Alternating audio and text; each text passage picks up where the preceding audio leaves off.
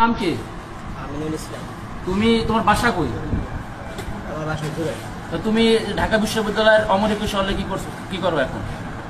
কেন আসছো ক্যাম্পাসে বলো? ক্যাম্পাসে আসছি। তুমি কখন আসছো সেটা বলো।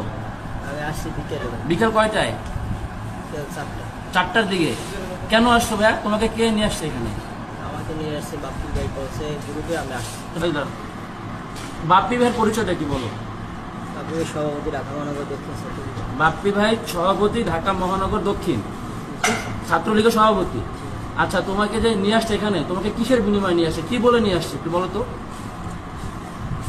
হ্যাঁ, তুমি যেখানে আসছো একটা উদ্দেশ্য নিয়ে তো আসছো, কি উদ্দেশ্য নিয়ে আসছো বলো। আমার আসছে, বলছে যে এখানে কি সবারই বলছে দোয়ে সত্তর থাকতো বিকেলে, এই জন্য আসছি। কোনো মারামারি মানে আন্দোলন এরকম কিছু হবে বলছে? দেখি মারামারি লাগছে। তারপর তোমার সবাই মারামারি শুরু করছো, মারছো, এই তো।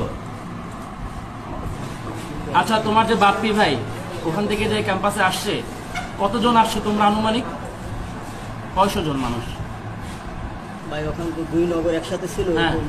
আনুমানিকই নেই। তুমি একটা আনুমানিক আইডিয়া দিয়ে বলো যে ভাই এত মানুষ হতে পারে। কি দিয়ে আসছো তোমরা? আসছো কি দিয়া? বাসে? নগর তো আশেপাশেই সব। হ্যাঁ, মানে আসছো কি হবে? সবাই যে একসাথে আসছে, কিতে আসছো? অনেকে মোটর বাইকে আসছে, আমি তো হাইটে আসছি। তুমি হাইটে আসছো, অনেকে বাইকে আসছে, বাসে আসছে অনেকে। তোমাদের কয় টাকা করে দিচ্ছে এক একজনকে? মানে কিছু বলছে?